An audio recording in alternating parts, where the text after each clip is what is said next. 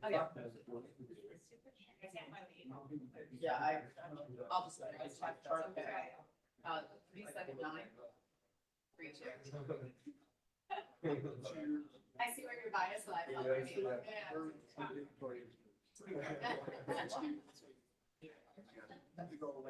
Okay.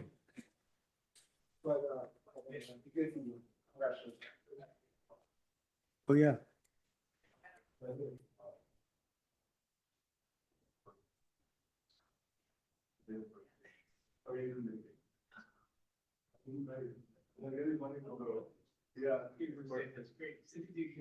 Yeah, she did. It was awesome. Yeah. Okay, I think we should get started today. We have enough folks online, and I think we have a exceptional speaker today. Dr. Ami Bhatt is the Chief Innovation Officer at the American College of Cardiology. I've known Ami for the last several years, and I've just loved having detailed conversations about everything that relates to digital health equity, how to reach communities, how to actually empower communities through digital health. And I can think of no better speaker to represent both us as cardiologists at the American College of Cardiology, but also to be speaking to us about this. She's also a cardiologist with long experience at the at Mass Gen, where she actually did the telecardiology program, the virtual cardiology clinic, among the first movers on many of these fields. She directed the adult congenital heart ACHD program there, and actually led a lot of the novel initiatives in moving science forward in a series of domains, looking at vascular reactivity, looking at how to provide care to these communities. So I think moving things on both the scientific front and also on the care delivery front, which I think is a thing that we as a section find very, very important. Her background is training. She was in Boston at Harvard for her college. She's a Yale. She came to Yale School of Medicine, and then so she was looking around and saying things have changed, but not a lot. So things. So it's a good thing, I think. I took that as a good thing. And then she completed her med peds at Harvard, and then adult cardiology fellowship at Brigham and Women, and also where she did her ACHD fellowship. And then she was the inaugural Richard Libbetson Endowed Scholar in Adult Congenital Heart Disease. And it's my extreme pleasure to have you here, and thanks for visiting us. And I'm looking forward to your talk. That was extraordinarily long, and I very much appreciate it. Thank you. We're just going to get started. Commitment to collaborative intelligence in cardiovascular care. I like the alliteration, but I'm also going to tell you what we're talking about when we say collaborative intelligence. I do need to start first with a disclosure or two. Let me see how I'm. Can you still hear me if I stand back here? Is this good? Okay, perfect, because then I can hit buttons. So Plato said the following. Actually, he didn't say exactly this, but we translate it as necessity is the mother of invention. And I always think of that as maybe one of the mottos that we all live by, right? Especially in cardiology. And then I became an adult congenital heart disease doctor. And so I had my own quote, which is desperation is the mother of adoption. So I wanted to start by telling you why it is an adult congenital heart disease doctor who used to study vascular biology is actually now standing in front of you as a chief innovation officer. So I did med peds. I did it because I wanted to travel the world, do global medicine, and instead I fell in love actually here at Yale with adult congenital heart disease. We were on the pediatric service. It was one of my first rotations as a third year, and the adult floor called and said, we need help. Adult cardiologists at Yale don't call for help. So it was a really big deal that they called us. In my mind, we walked in a V shape, kind of like a flock with our white coats flapping in the breeze as we arrived on the adult cardiology floor for a patient who was 32 with tetralogy of Fallot and who was having VT.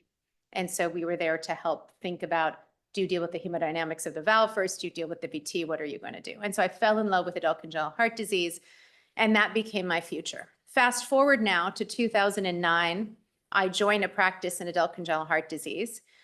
We practiced out of an office that was actually a 2-bedroom apartment. All the charts were on the wall, labeled, A, B, C by their last name. Talk about HIPAA issues.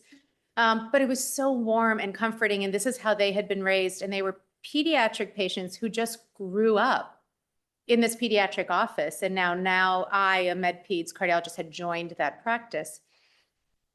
And then I had to move them from there to the larger, more sterile clinics that many of us now practice in today, that is HIPAA secure, that allows more throughput, et cetera. And as I moved them in 2013, they stopped coming. Desperation is the mother of adoption. Their average age was 28. They lived on average 200 to 400 miles away from Boston. They had a rare disease. They were in denial. They didn't want to know they needed something else done. Some of them didn't know they needed more done after having congenital heart disease because we didn't actually teach them that.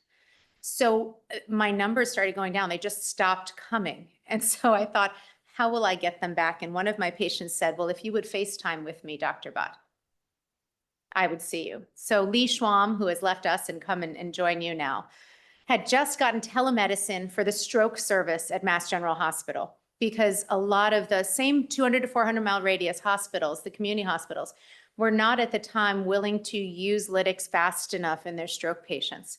And so he would beam into them and really save lives by being there by their side saying, please go ahead and do it. I said, can I have a license? He said, sure. And I started a telemedicine clinic. For the next 10 years, my Wednesday afternoons were a telemedicine clinic for adults with congenital heart disease. Had no-shows. I was double booked most of the time. And so that was my introduction to innovation. And so desperation is really the mother of adoption. From there, I learned about digital stethoscopes. I had fellows try all sorts of awkward things in the office that weren't great back then.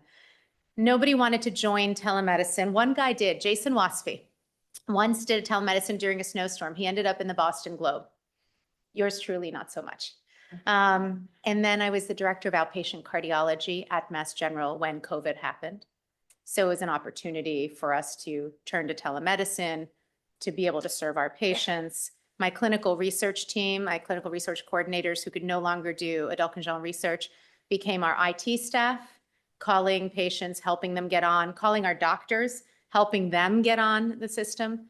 And it was a great opportunity. And so when COVID ended and the job of Chief Innovation Officer appeared at the ACC, it seemed like the right time for me to think about maybe the next career that I had ahead of me. So I'm in my second of 3/3. I don't do you guys know Julia Louis-Dreyfus from Seinfeld, Elaine? She's written, she has a podcast called The Third Third. She talks about like the third part intergeneration. I like to say I'm in my second third right now. But I ended up here thanks to my patients. So my updates today. First, I'm going to convince you that the volume of data today demands the use of artificial intelligence, period. The volume of data today demands the use of artificial intelligence. We can't do it without it. Number two, I'm going to implore you to think about AI as collaborative, not artificial intelligence. And I'm going to offer you some real world applications that are being used right now and hopefully some stories that you'll remember. And then last, I'm going to introduce you to generative AI and large language models, hopefully a little differently than you've heard about them before as you hear about ChatGPT. So that'll be the three things we'll do today. We'll talk about the volume of data, we'll talk about collaborative intelligence, and we'll end with generative AI. So the current healthcare challenge, what's happening? We know accelerating complexity. So when I first started practicing for hypertrophic cardiomyopathy, there was maybe one chapter in Braunwald that I would read, and maybe 2 people had written papers about it. That was about it. So I could get all the data about that patient pretty quickly and be an expert.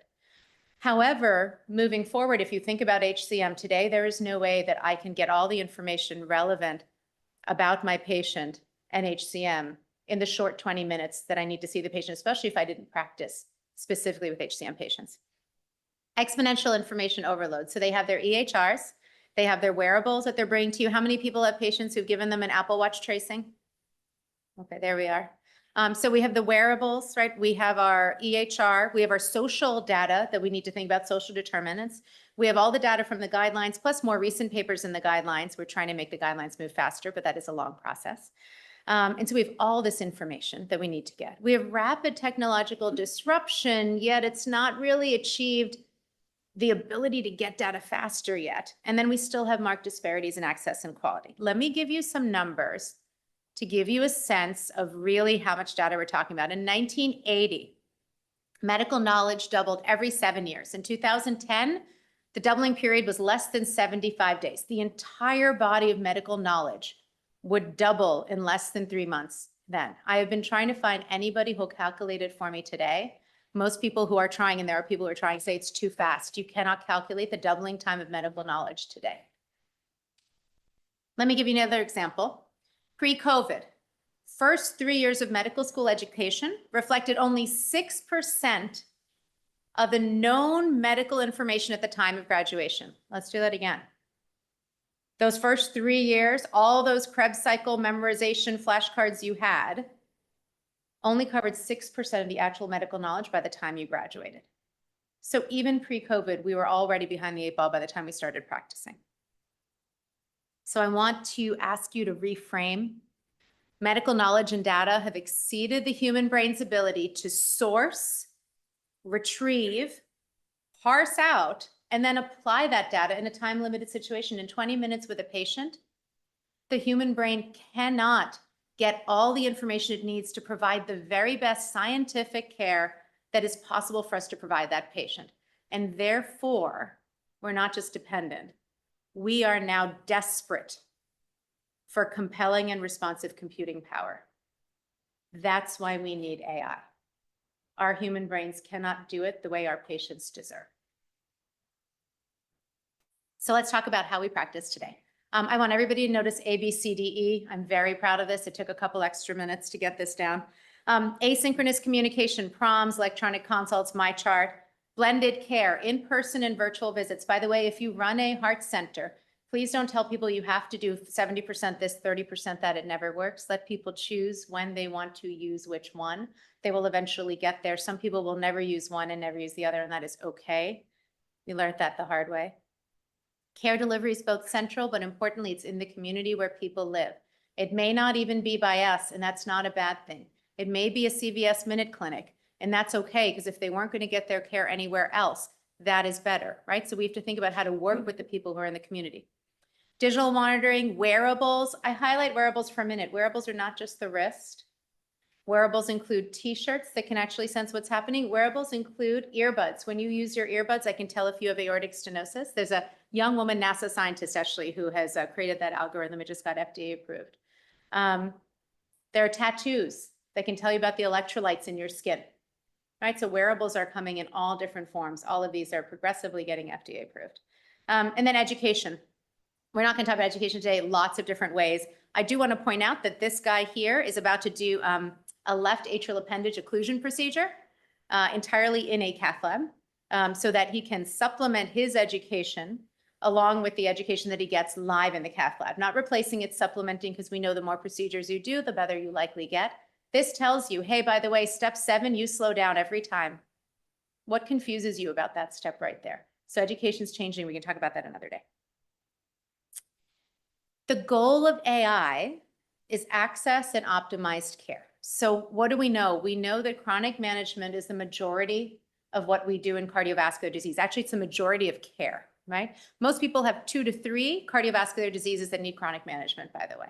So for those chronic patients, what we need to do is use AI to help us partner with patients in their care and let them remain local. What do I mean by that? You and I don't have the same blood pressure. My 4'9" grandmother has a blood pressure of 90/60. If she is ever 130 over anything, she is 2 seconds away from a stroke. The right way to manage her blood pressure is not to see her every 3 months. It's to continuously manage her at home and then alert us when she is X standard deviations away for her normal and then act upon it. So chronic management requires us to have both remote monitoring, but also data analytics to be able to tell us when we are out of range. If we catch her correctly, we will put her in a rising risk category. We will influence her care in the community where she lives, maybe not by a cardiologist, maybe by a community health worker, maybe a local pharmacy, maybe by her PCP. And if we still have trouble, we have aortic stenosis in the community and it needs a TAVR, now it comes to the right doctor with the right imaging for the right procedure. So how many people here, did I not go forward? There we go. How many people here have had someone referred to them that is not of their specialty? Like they don't do that. You raise your hands a little higher so everybody else can see you, right? So that shouldn't happen. That shouldn't happen. If we collect the data, if we know when a patient needs help, if we help them in the community where they live, By the way, the majority of these chronic management patients actually end up living in areas that are oftentimes lower socioeconomic status. And the majority of those individuals are hourly wage workers. When you ask them to drive to New Haven and wait in the waiting room to get their appointment, you are actually affecting their family's ability to live, right? So we have to move to the communities where people live. Therefore, I'd suggest to you that as we talk about the rest of today, where we delve into AI, I'd like you to think about AI with a slightly different approach. First is there's too much data for the human brain to do exactly what we would want done for ourselves or our mothers in healthcare. We need the AI, we need the data analytics to give us that information, then we can use our clinical acumen. The second is, it's not the last mile of healthcare when you get to the patient, it is the first mile. That is where we should be first. That is where we should be diagnosing. That is where we should be screening. That is where we should be finding disease, and then only progressively bringing that disease in as it needs to come in. And so as we talk about AI, I want you to start with the patient in the community where they live as we look at the studies that we're about to go to. Okay, talking about artificial intelligence, we're just going to touch on three things. So I want to be clear what we're going to talk about today. Artificial intelligence is a big word. Machine learning is inside that. Neural networks are another thing we may discuss. We'll end with generative models today. We will talk specifically a little bit about administrative effort and the use of AI to make our lives more about clinical medicine than administrative work. We'll talk about clinical support, getting that information to us at the point where we need it so we can make the best decision possible, whether that's about our patient or about guidelines, about recent research. And then we'll talk about population health and how we can actually go out there and screen patients and figure out who needs care and when they need it. Most people just have an elephant, but we're AI, so we have a fast-running elephant. What's the elephant in the room? It's AI success in business has been awesome. AI in other places is doing great because they have quantitative data algorithms and they're trained on discrete outcomes. This gives that, the other thing gives that, combine these two and you get the third thing. It's very straightforward in most of these fields. AI challenge in healthcare, we have qualitative data, we have clinical notes and reports. We have multiple outcomes from clinical decision-making. If I give you an ACE inhibitor, you may have an appropriate decrease in your blood pressure. You may have an inappropriate decrease in your blood pressure. You may have better heart muscle function long-term. You may have worse kidney function right now, but better kidney function later. Think of all the different things that can happen. You could have hereditary angioedema and have a serious problem. So that doesn't exist in other fields the way it does with the complexity that exists in medicine, and that's what we have to address. Separate thing is I just told you we need AI for care delivery. You can't figure everything out, you need some help, you need an assist. Okay, but then we have a complex clinical workflow. So where, Dr. Butt, are you gonna assist me? I'm really busy. Where are you gonna assist me? So that's what we're gonna talk about next. Okay. Section 2, collaborative intelligence. I want you to be introduced to the term that we use. The word artifice actually comes from Middle English. It means to distrust, right, or deceit. And so we're not trying to deceive people with artificial intelligence. I kind of wish it had never been named that. So instead, we use the word collaborative intelligence. It's the idea that we're using advanced analytics and computing power. That's what we want, the computing power, with an understanding that we're responsible for the data it's offered. That means we're responsible to make sure it's not biased data. It means we're responsible to make sure that it's the right data to answer the questions we want, and that we have fair interpretation of its outputs. Together, we become more intelligent. AI can't take your job. Your clinical acumen is necessary, but it can make you better at your job, and that's what we want to do, collaborative intelligence. When I think about that, one of the most important things I tell people is AI, sorry, Rohan, AI will never be right the first time you use it. Everything else we use in technology, like the stent isn't exactly right, but it'll get better as you use it. That's not a thing. This is the first time we're asking ourselves to use a technology that was created somewhere, and when you put it in place, it's not going to do exactly the right thing all the time. You are going to have to work with it. You are going to have to iterate on it. You're going to have to give feedback as to what it did right or wrong to make it better in your practice. We're not used to that, and we don't have an infrastructure for it.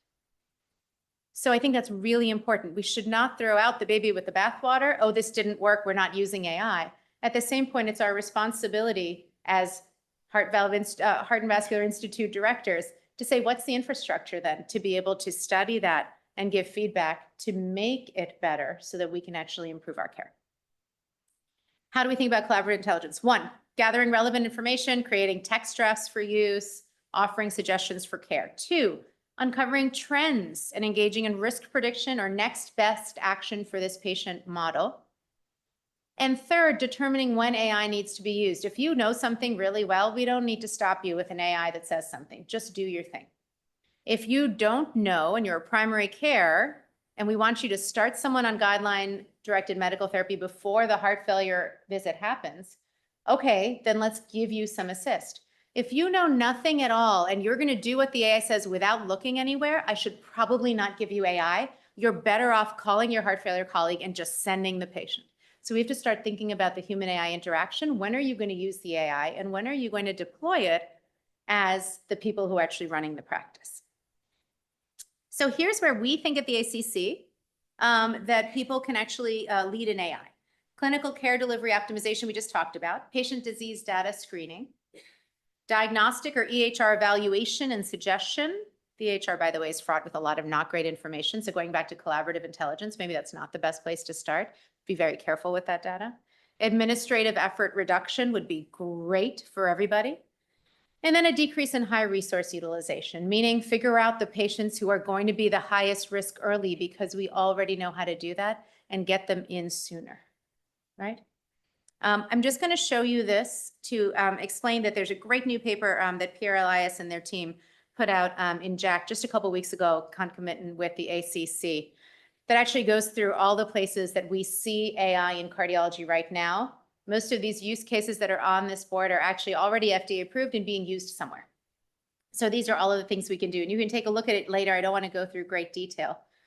What I do want to point out is that we can do a lot of good things. We can tell from an EKG, you and I, that something's happening.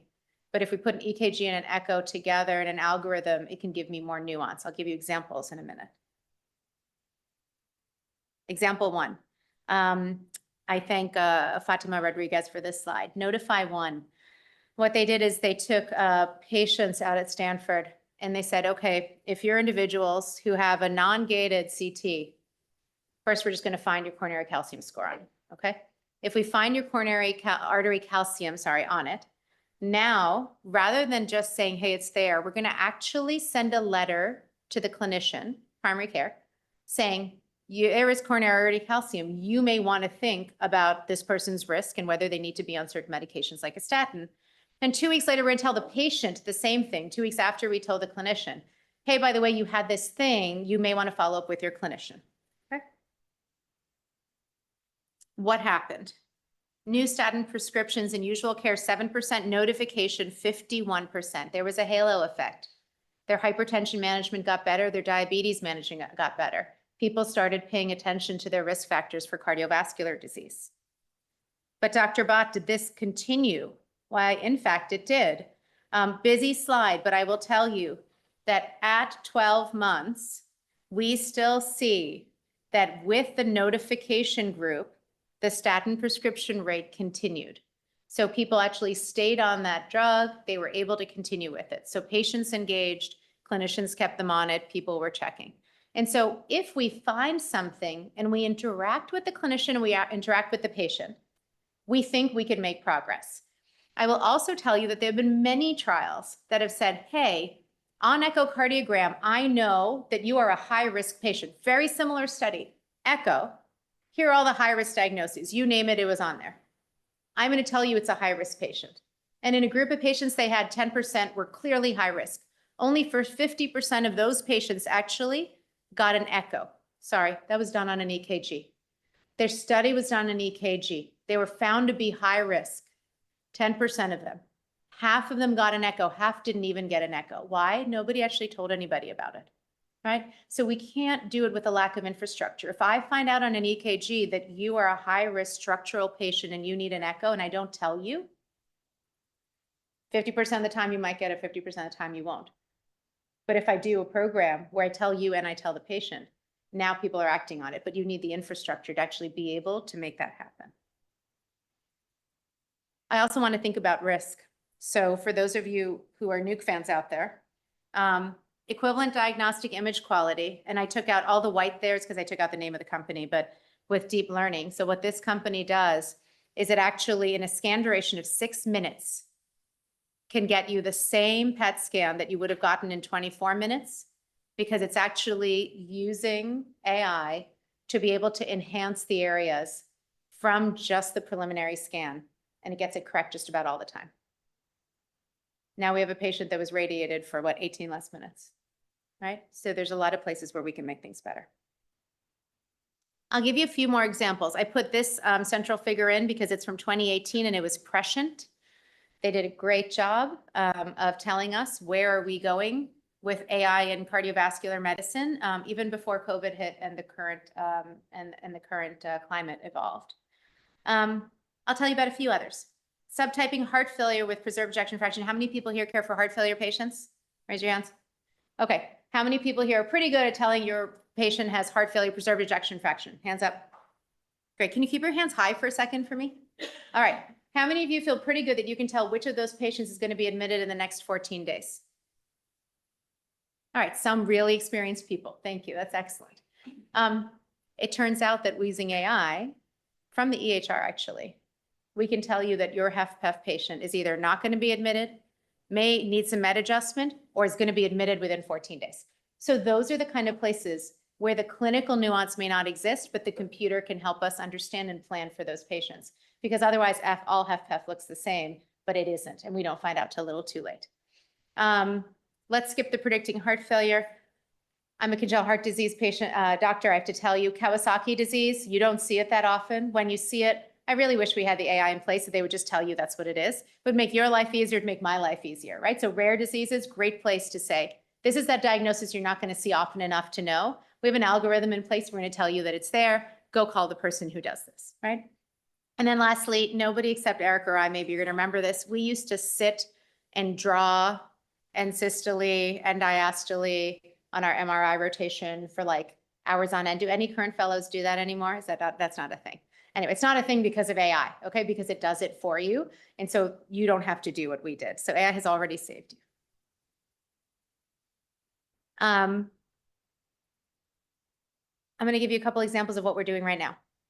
Strategic plan of the ACC for the next couple years is directly related to digital health and AI. So the first thing is, what we'd like to do is take those, how many people maybe refer to the guidelines of the ACC? Please raise your hand, somebody, anybody? Okay, good. What we'd like to do is make it usable at the point of care. When you need to find an answer, you do not have to Google, find the central figure, find the algorithm, search the page, but make it available to you. There are many companies that say that they can do this. They do it using large language models, which I'll explain to you in just a second. But what we're doing is we're going to pilot a few of them. I say that partly because I talked to Erica earlier, and we may come to you guys to pilot a few of them to start saying, hey, if I have a question about the guidelines, can I ask it to you? So we can either type it into a model, we can talk it into a model, or it can populate a model from what you're writing, right? The third one's a little bit harder because it requires HIPAA issues. And so I'm happy to show anybody. I have the talk one on my phone down here, and I have the company's permission to just let you guys play with it. So if anybody would like to play with a LLM that'll actually search the guidelines for some questions, let me know, and I'm happy to show it to you.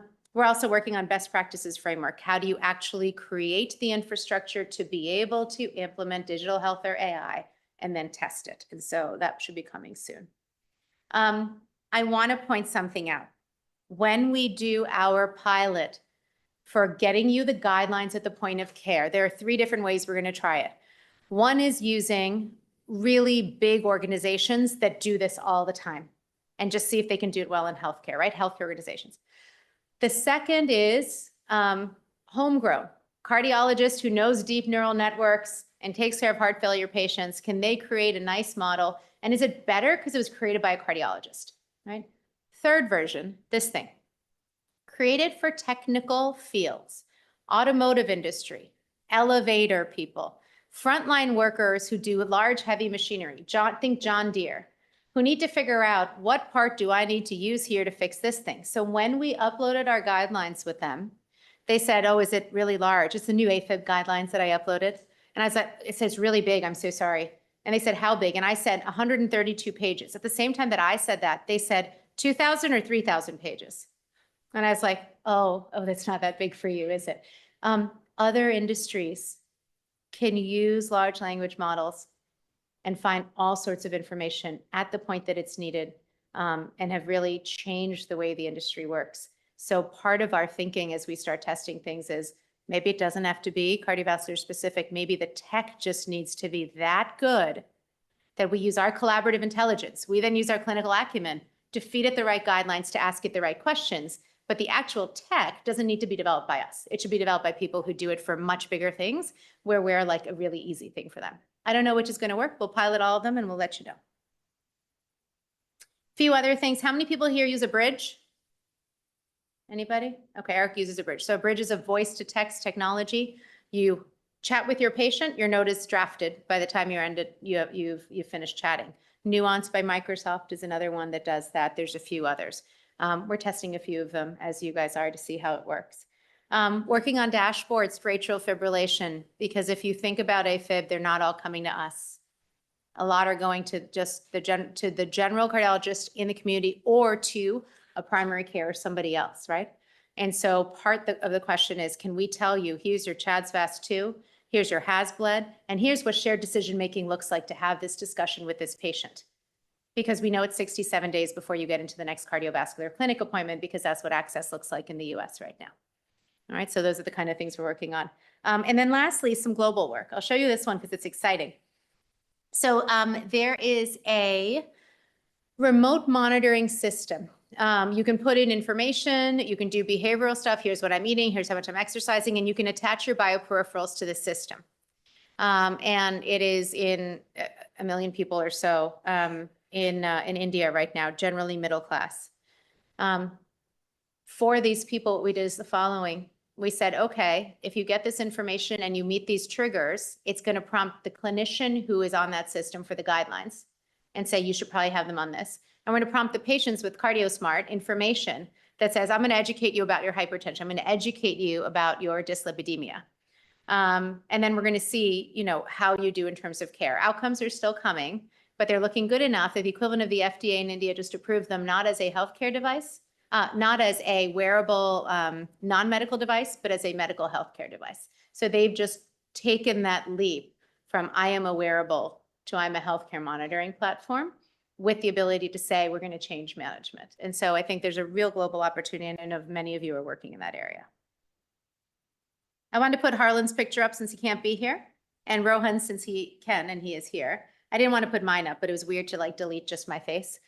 The other thing we're working on is the following. Right now when we do registries, the patients come in and then we do a lot of this. You guys do this, right? And then we type it here, and then we do that, and then we put it here. And instead, what we're starting to think about is, can patients directly enroll themselves in a registry? Can they give permission? And can we go through their MyChart and take their data, and then have a good person like Rohan's team be able to clean through that data, make sure it's right, and actually just fulfill a registry? Really important for rare diseases, where these communities really feel like they're being left out of the opportunity to study what is happening to them longitudinally. And so this is a new pilot. We will see how it goes. We're going to start enrolling at Atlantic Health System in New Jersey soon. If it works, we won't have to enroll out of clinics. Patients will be able to directly enroll themselves. So we'll let you know how that goes. And ideally, Rohan and Harlan will be here presenting that data for you in maybe a year. I'm going to skip this for a second because I want to show you this. So I think part of the problem we have is AI. When you hear about it, you hear it in a lecture in grand rounds, and you're like, okay, cool, it doesn't refer to me. Let me go back to my clinic and do my regular thing. It's not here. It's in fact everywhere, and it's probably going to come here. And it's either going to come here along with us because we did collaborative intelligence and worked with those companies, or it's going to come despite us, which may feel a little bit how the EHR came, especially those of us who started on the early side of EHR. So at ACC 24, we launched the AI Resource Center. You can find it on the ACC website, and there we'll continually have for you the most updated papers on AI that are relevant to clinical practice, summaries, but also videos of your colleagues and friends who are successfully using it in practice. Short videos, 3 minutes and less, I promise. so that you can actually see what's going on out there, what people are doing, and how they're succeeding or what challenges they're finding when they're actually trying to use things. We also work closely with the FDA, so we will have regulatory information as it appears on this website as well for those who are interested. Okay. We doing okay? We good? All right. We started with the fact that there's way too much data and we are desperate for AI. It's time. We need it. We can't figure it all out just with our brains. We need that assist, that augment. We talked about collaborative intelligence and the fact that we actually need to work with the data because our clinical acumen is really important, but we also need someone to feed it up to us. And there'll be times like HFpEF where we don't know the nuance that's known there. And then we're going to end with generative AI. So how many people feel comfortable that they know the origins of generative AI? Raise your hands. Rohan, I'm glad you know. That's good. That's helpful. So we started with OpenAI in the beginning. So when OpenAI was first launched, I put this exclamation point business at the bottom because they didn't think about the fact that they needed to look at what's out there on the web. They just started going. And so what happened is they actually got all sorts of horrific images, text, and language when you would search for things. And they very quickly realized, oh no, we need to figure out what it is. Just so that you know, the way that they actually went about cleaning that data was they actually took people from a very low SES segment overseas. There's a great, I think it's a Time magazine article on it. And for these families, they paid them, you know, pennies to the dollar to look at images online that were horrific and mark them as violent, as, you know, disturbing, et cetera. The mental health problems in that area went through the roof. Time magazine went there, A magazine went there to do an expose on it. When they interviewed the families, the people said, look, this is more money than we get doing anything else. So if the mental health of one person means the success of the family, that's okay. It's a sad and interesting story to read. So if anyone ever gets a chance, it's worth looking at the origins of OpenAI. They fixed it, albeit this way. But a collaborative intelligence, what goes in really matters. They didn't think about it, right? ChatGPT, I have the questions down below because there were no references when ChatGPT first came out. It was just like, here's some data. Here's the answer to your question. You were like, but where did it come from? And it didn't tell you. Well, that wasn't very helpful. We'll talk about why in just a second.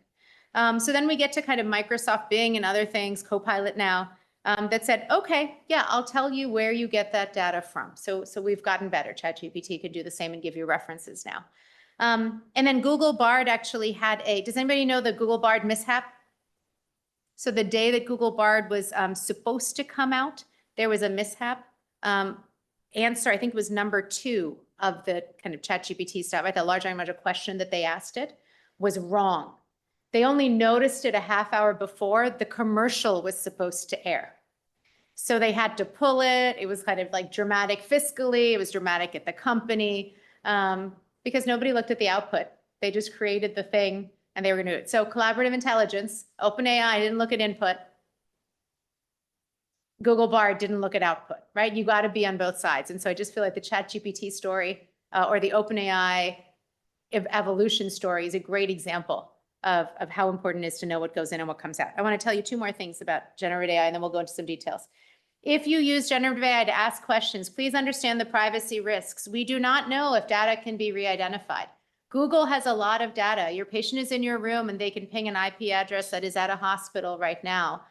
You may say, hey, David, how are you? As you're using a bridge to do your note at the same time that you say patient with mitral stenosis and a gradient of 30 millimeters of mercury. Think about it when you're using generative AI, about what conversations you're having when you're using it. If you're using data, what else is else is happening? By the way, there was another story, also broken by the news media, how companies were looking at what you are asking your large language model and then targeting you. So if you keep saying hypertension, hypertension, hypertension, all of a sudden your phone has renal denervation on it. I'm not saying this was a company. I'm simply giving an example. We were talking about this earlier today, right? That's a thing. All right. So that does happen. Number 2, what's going to happen in the future? Are we going to have a lot of large language models all over the place, right? Everybody can use it. Or Are we going to have just the good ones? How do we discern which one is a good one in medicine, which is not? That's partly our job. And if there are only a few on the market, let's say you have Epic and Cerner as the two big EHRs, do they then corner the market? If you have just two LLMs, then are they going to continue to push the field the way we'd want them to if there was more competition? So we have to think about these things as we start to use LLMs and actually have a voice as clinicians this time in this evolution. Do we want multiple? How are we going to regulate them? How do we judge how good they are? And we actually need to be involved, which is why, again, I will ask you guys to participate in our pilots when we come by and actually use these things and give us your feedback, because it's actually really important that the boots on the ground people like us are the ones who are using these models and determining if they work or not. Now, LLM has problems, okay? It has knowledge-based problems. The first, large language model, does anybody actually know what that means? Other than Rohan, he doesn't have to raise his hand each time, it's all good.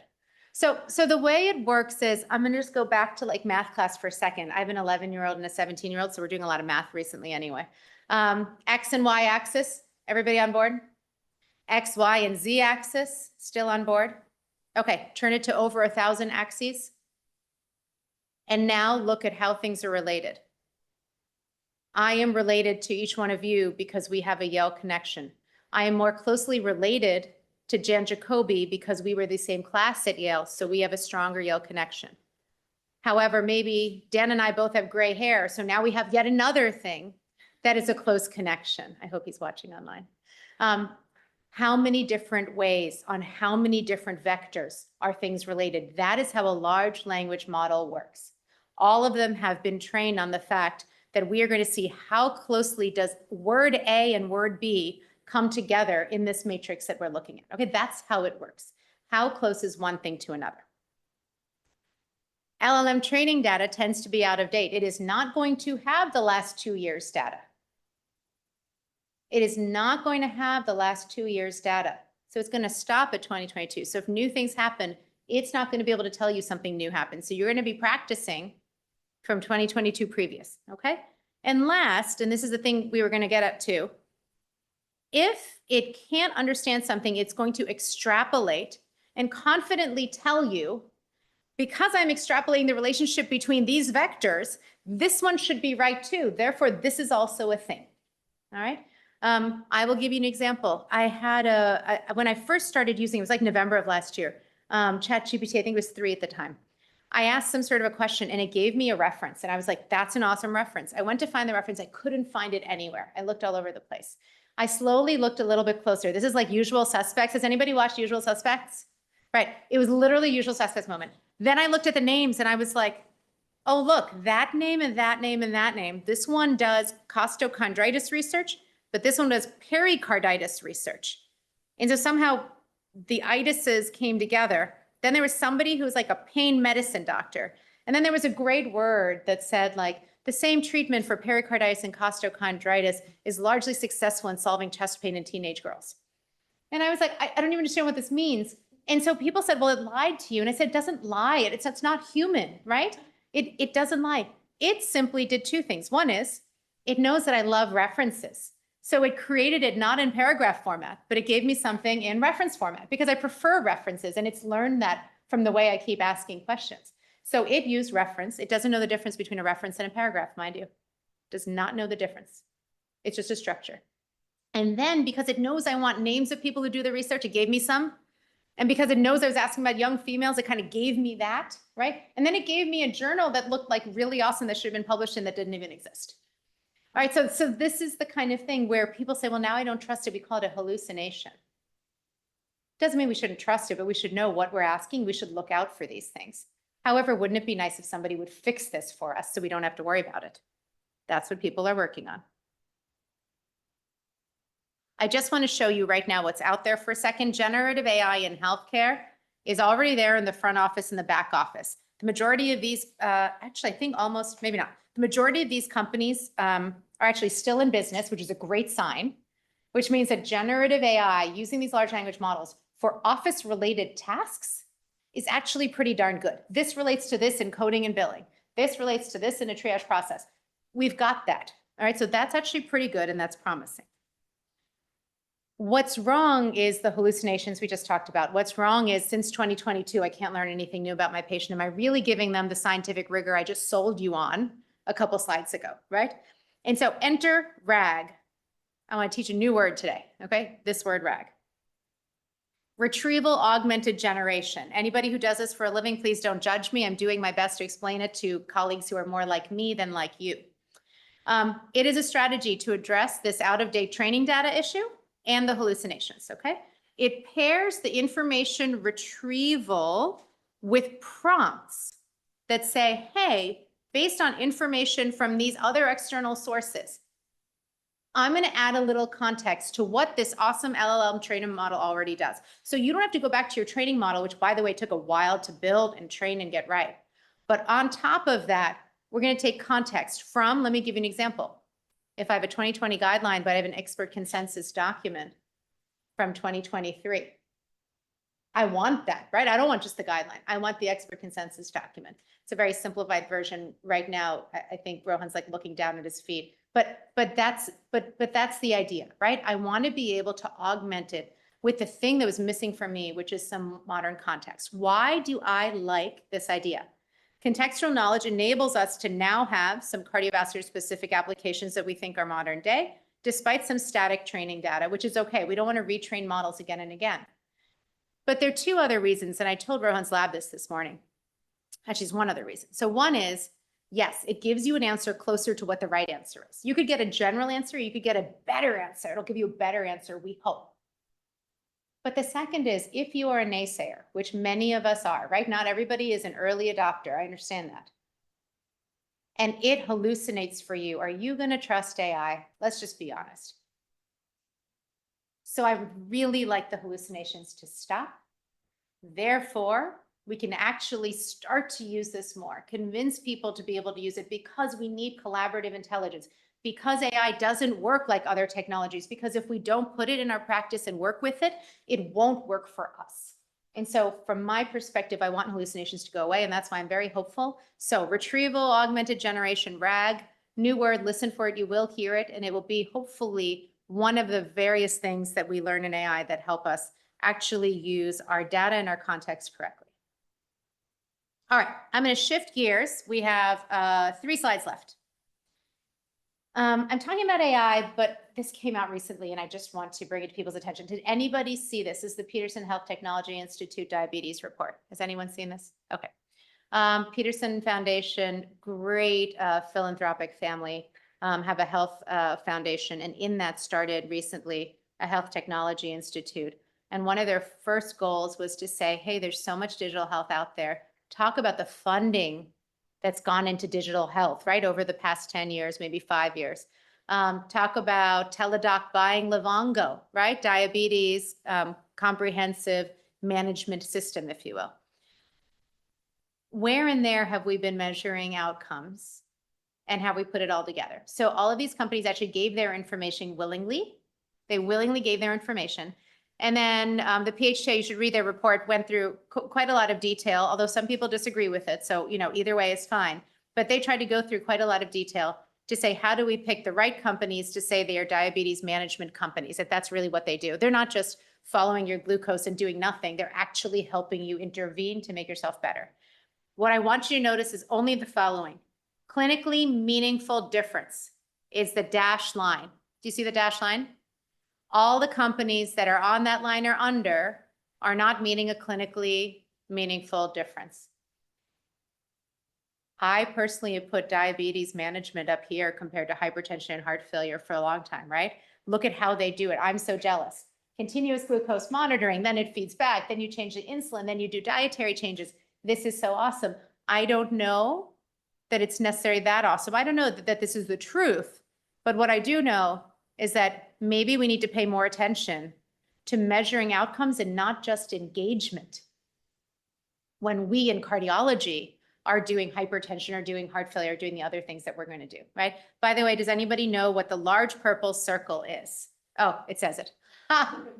Ketosis, okay? Challenge with ketosis is, other than, you know, our seizure patients who need to be ketotic to prevent having seizures, can people really keep up ketosis for years at a time to manage diabetes? Hopefully, but it's a challenging, life mechanism to be able to do it. So these are shorter outcomes in that company that's represented by the nutritional ketosis, but that field is growing and we'll see what's in there.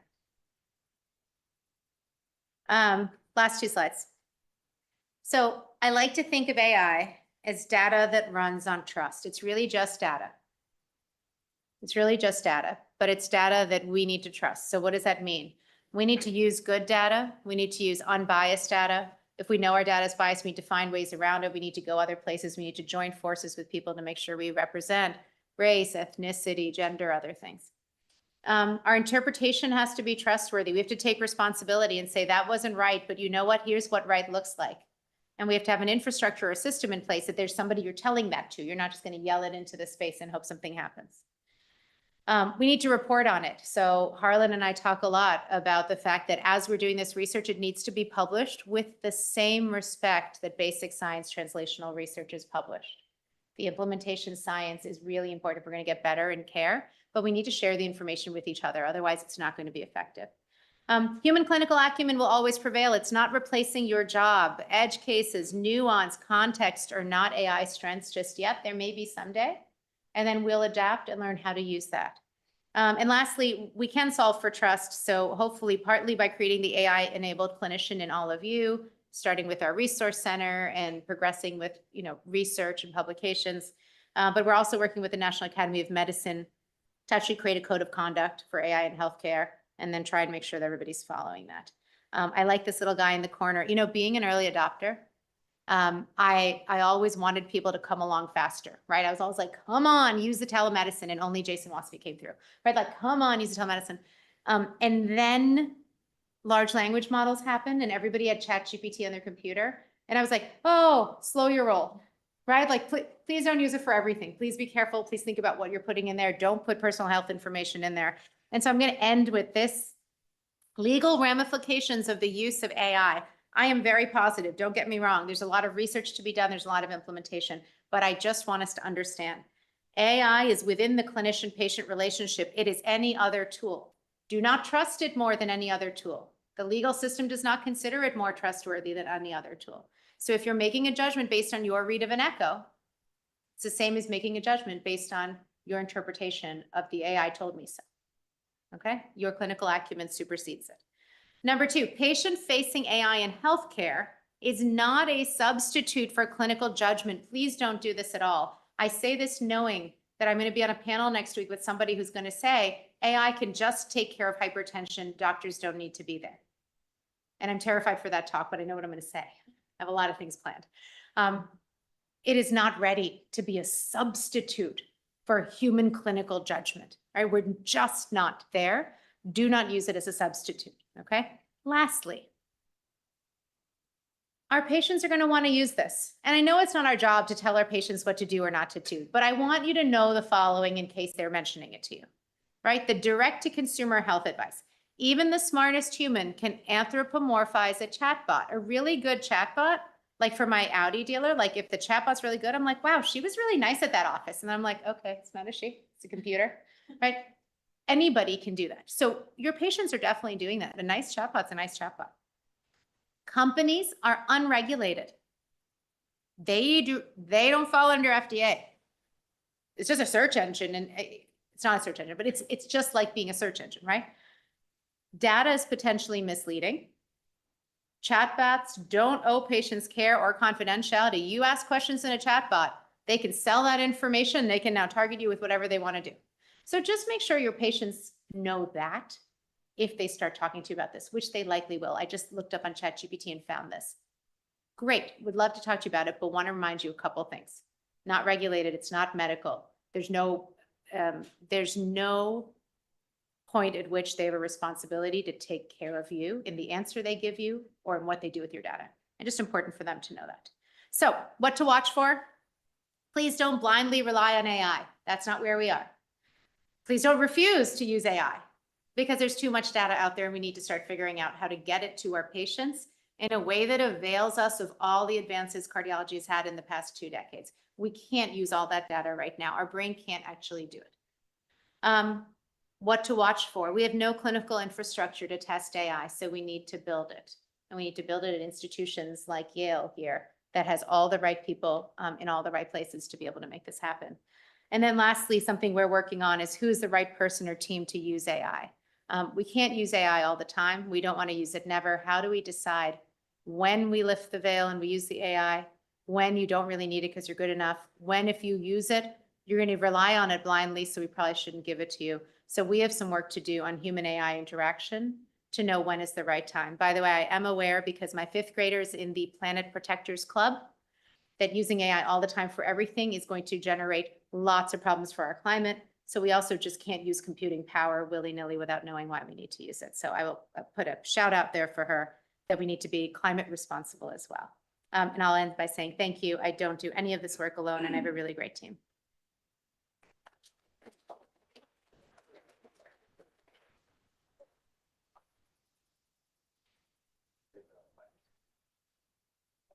I'm gonna pass it on. That was excellent. Thanks for covering everything. Yeah, there you go. Oh, there we go. Okay. Questions? Uh-oh, no pressure. Thank you for that incredible talk. I really appreciated your last slide and sort of some of the, not just legal considerations, but also, I think I would argue ethical considerations, right? Really underscoring, sort of boiling that down, that AI doesn't have moral agency. And so all of these things that we ascribe to physicians and other clinicians just isn't there. But what I wanted to ask about is, and I know that this makes me sound like a naysayer, and I'm not necessarily, but I am on the side of caution, obviously, is, how do we anticipate and mitigate some of the unintended consequences? Namely, I think, and we've seen this in medicine and just in general with technological advances promising, like, you're going to have more free time to do these things, and, you won't be chained to this or that. And so, we see things like email, so you're not gonna have to like write these letters. But I think many of us feel very chained to our email inboxes. It just means it's that much easier for people to message us. The EHR, well, that'll save you so much time and just automate all of this so you can spend more time with your patients. But that obviously is not true. And American physicians in particular spend so much more time on documentation than with patients compared with, the rest of the world. And so I often hear this a lot, like, AI is going to be great. It's going to free us up to spend more time with our patients. And I'm like, oh, I've heard that song before. And it doesn't really play out that way. And so how, I could see it very easily. Well, AI will shorten the time that you spend in a visit. So now we're going to ask you to see twice as many people in the same amount of time. Now you don't have time to counsel patients as to why actually they should care about controlling their hypertension to prevent cardiovascular events. And, we know adherence already isn't great. And I think that this also speaks to sort of a larger American ethos of overvaluing tech and undervaluing care. And to your point, it's like, well, ChatGPT told me this, or Dr. Google told me that. And, if it's there on the internet, that must be true. Like, you're just one person. Like, so how do you know? And even though, you're one person who has had all of this training and expertise. So I know that's maybe a lot of questions wrapped into one, but that's one of my biggest concerns here. And that's certainly not an argument to avoid it, but to be really mindful, because so often we hear these great promises about how tech will free us up, and it ends up just kind of chaining us more to the tech. And, we're working for it rather than it working for us. So that was brilliant, first of all. You can always count on Dr. Hall to start with the phrase moral agency and then ask you to say something following that. You're right. There were studies in radiology, and the studies in radiology actually showed that, yes, radiologists got faster at reading those studies, and concomitantly with that, radiology volume of the number of studies they were reading went up. So I think it actually is about where we choose to deploy it. So I'll give you an example. If you asked me, should I make it easier to read ultrasounds by giving you, a pre-read and then expect you to do more reading? I'd say, look, if you look at my ultrasound lab, getting sonographers is hard. Training them takes forever. They have all sorts of, joint issues that we're giving them from the excessive training. So if we could use the AI that tells you, hey, you're in the right position now, green, take that picture. Hey, you're in the right position, so we can train them faster. That's better for my lab, right? If you could say, yes, I'm going to use AI on the ultrasounds, but what I'm going to do, I think we talked about this earlier today with somebody, is as you're reading your basket, you read in order, 1 through 15, right? Or 1 through 35, it's a bad day. As you're reading through that, number 10 is far more dangerous than number 3. So the AI is going to know, and it's going to rank order behind you. We're working with GE on trying to get them to do something like this with us. So now you're reading as an inpatient reader, the next most dangerous echo, CT, you name it, out there, calling up to the floor, able to tell somebody, making a meaningful difference, ideally, right? We'll have to measure outcomes and see if that really ends up being true, or if there are other things in the system that still make them get their surgery the next day. But ideally, you're now acting on a patient's care sooner. So I feel like those are the kind of places where we, if we do collaborative intelligence, right? What are we going to implement? We pick that because that's actually going to make a difference. And it is not going to further burden the workforce that is already feeling burdened, right? And by the way, had high suicide rates pre-COVID, right? Never mind post. So I think we have to be really explicit about these are the types of AI that are going to make a difference in efficiency that in fact will make things better. But you're right. That's what happened in radiology. First of all, the agency is very fortunate to have you as their Chief Innovation Program Thank you. Director. And we're very pleased that you spent the time with us today. It's been a great visit. I want you to speak to the issue of how the ACC will handle training our fits and, what we as, fellowship programs should be doing to position our residents and fellows for this new era, which, Yeah. we're not expert in. So Yeah. how will the ACC address that kind of need? Because I think it's going to overwhelm us quickly. Yeah, absolutely. So the one great thing about the ACC is we have many different segments, but we work really well across those segments. I think that's important. I spend a lot of time with our education group talking about how we're going to do this. We actually talked to the advocacy group, and there are a lot of us who are thinking about this together. A few things. So the first is we started with the basics with the AI Resource Center. So anyone who's interested can go there and start pulling down stuff, doing journal clubs, being able to use some, MVP of a resource. Moving forward, I do think there's a role for AI curricula for people to start to really understand how to use it. We have to think about what that looks like for different areas of training. So we have a survey that's going to be going out in our May CardioServe kind of national survey, and we've added on about 9 questions about the different ways in which people think that they would consume new information when it's about something that's not clinical but technical like AI. It'll give us a sense of the kind of things we listed there. Do you want short podcasts? Do we think it's an intensive? What do we think, how is it more journal articles? Is it dedicated journals? So we'll rank and do all those usual things we do to provide any sort of cardiovascular knowledge. Personally, I think there's 2 other really important things. One is I think we need a track. We need a track for the digital innovators, for those who are doing AI. It doesn't have to be specifically, I'm doing machine learning, right? And therefore, I am a cardiologist with machine learning. Those people do exist. They're phenomenal. But I think for the general trainee, is there an innovation track that starts to teach people to be agile about mechanisms of care delivery? What is that? What does it look like? How do we expose them to it? Who are they going to go to be exposed to it?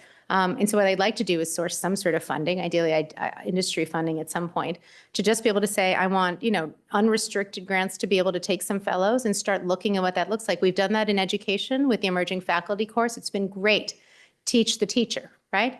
I think the same thing. I think we can teach the innovator how to innovate within systems and then send them back out to start being those leaders.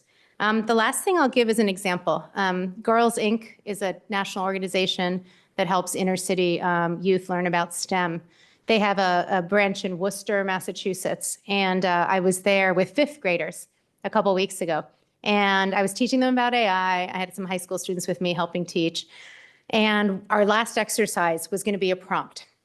I asked them what they wanted to ask about. We were going to find a short recipe for tres leches. That was going to be, I was very excited. Actually, it's one of my favorites. So it was going to be a short recipe. And I started to type into ChatGPT up on the screen. They were looking.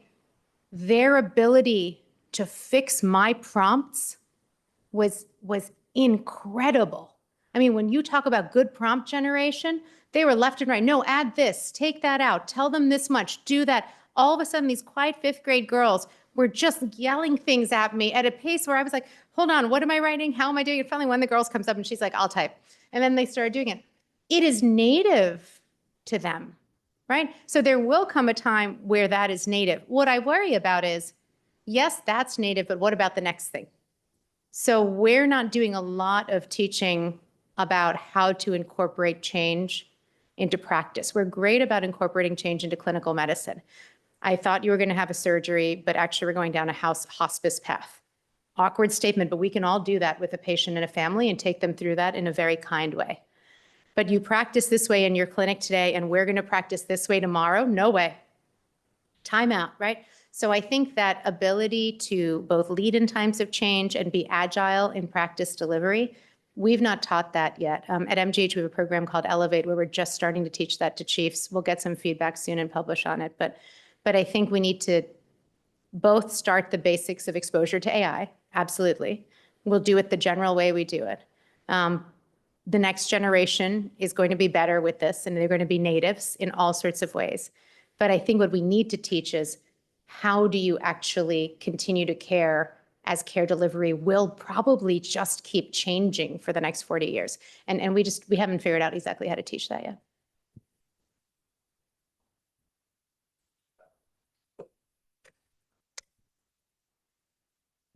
Thanks so much. That was a terrific talk. And I also value that you are in your position at ACC, and I've had the really privilege and fun of being at the Hard House for a digital health conference where you brought together and Nihar, FDA from the regulatory side and industry and investigators and data scientists.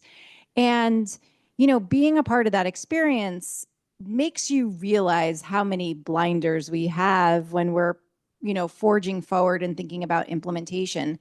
So as we start to move these tools into really scaling them beyond pilots, scaling them for a health system, what is your advice around constructing a team that can help to define the breadth of metrics that we need to be following so that we don't end up with bias in our systems or taxing people with more work than we created? How do you design ahead of time that implementation team to look at those outcomes?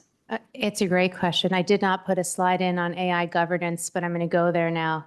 I think the team that we need to think about is what you're saying, almost a little upstream of that, which is I think people who run the system, the equivalent of a chief operating officer, whatever you want to call that, even if it's a small practice, right? Whoever that operations person is needs to be at that table first and foremost. I think your clinical champion who understands what this is, who's piloted some of it, who is not blindly saying we're going to use it, who's also not refusing to use it, and who understands that nobody's a bad person if they blindly want to use it or refuse to use it. They're just still learning, right? I think that person needs to be there. I do think I want a t-shirt that says hashtag everybody needs a data scientist. If anybody wants to make that for me, I will take it. Because I think we do need data scientists in the room who are explaining, and guiding us in this. You need your IT people in the room, right? You need your legal team in the room. And so it's actually quite a compilation of people who are going to have to be on board. But when you get them in the room for that governance council that every single institution, clinical practice, whoever you are should have, then those people will be able to move. They need to be educated, and then those people will be able to move. We're hopeful that things like the website we've created, I don't mean to keep referring to it, but when these thoughts come to mind, right? It has FDA regulation, it has legal stuff. We're putting stuff there that you can start to make sure that people know what they need to know to move things forward. So that's actually where I would start, is with AI governance and actually having that. And then anybody who wants to do AI, I never say, this is, innovation in general, you want everybody to be innovative. But if you're going to do something that is going to be at the scale of your institution, then it should have come through a governance council, because it's just too important to keep our patients safe.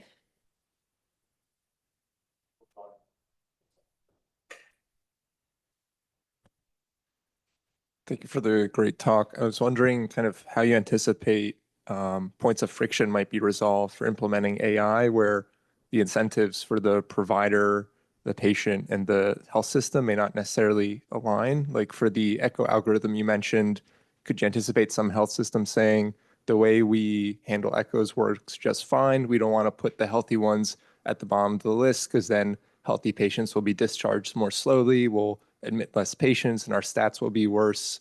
How do you see like those kinds of issues being overcome with implementing this? Francine, I see the smile right there. I see it. I see. That's a true operations person right there going, yep. So I think that's not unique to AI. I think in general, change in care delivery has faced this issue for a very long time, which is incentives that don't align across the organization. For that, we really do need an organizational direction that says this is important to us, and I need everybody to row in that direction. I was at a MedExec Women's Conference giving a keynote a couple weeks ago, and in that, there were a couple questions that went up on the audience response system, the polling, and they asked one question, which is, what do you see? By the way, the people in the room were what Erica said. There were large companies, industry, device, med tech, FDA, there were payers all in the room. These are kind of medical execs who were women across all those fields, health systems. And their question was, what is the biggest barrier to being able to successfully implement some of these AI technologies? And I was certain that it was going to be clinician adoption. Like I was ready to come to our rescue when the poll said clinician adoption is the problem. It was not. We were like number 7 on the list for these people. Number 1 was organizational identification of priorities. And I think that is true for AI or for anything else that has to do with care delivery. When you are told that everybody's rowing in one direction, you may not love it, but at least everybody knows what direction you're rowing in. But if you don't know, if people are too scared to talk about AI at their institution, so they're just kind of ignoring it and hoping it goes away, it's not going away. So it's time to have a governance council decide what direction you're rowing in. And if it's a very gentle turn, it's a very gentle turn. That's okay. If it's an about face, get everyone on board. And, as some of my friends like to say, don't let anyone fall off the ship while you're turning. So I think you hit the nail on the head. And that's, oh gosh, it's a reflection on our healthcare system now, isn't it? But great question. Thank you.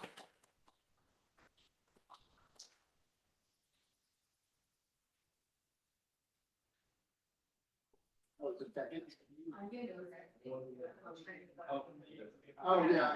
Happy,